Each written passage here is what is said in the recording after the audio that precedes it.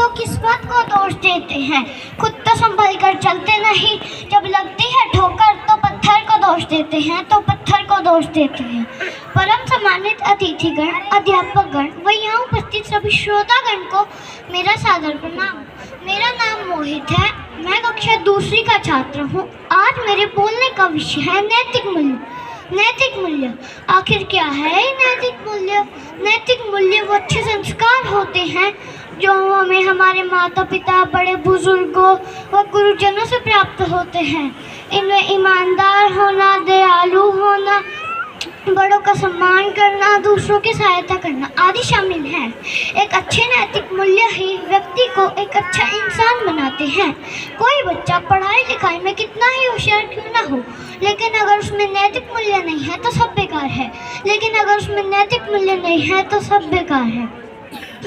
बच्चों को नैतिक मूल्यों की जानकारी देना इसलिए ज़रूरी है क्योंकि बच्चे ही हमारे समाज के नींव हैं। जैसे बिना नींव के भवन का निर्माण करना मुश्किल है, ठीक उसी तरह बिना नैतिक मूल्यों के एक सभ्य समाज की कल्पना करना भी मुश्किल है।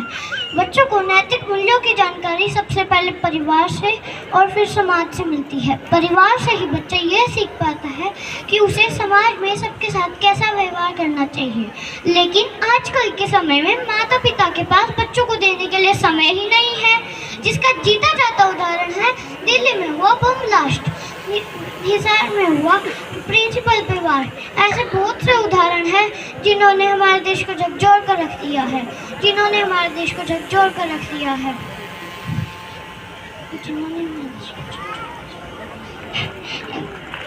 आज हमारे देश की इतनी आबादी जेलों में बंद है। उसका कारण है नैतिकता की कमी।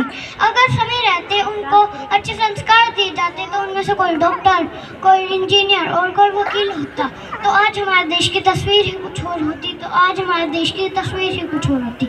अंत में मैं बस इतना ही कहना चाहूँगा कि सच्ची बात पक्की बात। अगर किसी बच्चे को उपहार ना दिए जाए तो वो कुछ समय के लिए रहेगा, लेकिन अगर किसी बच्चे को संस्कार ना दिए जाए तो वो जीवन भर रहेगा। धन्यवाद।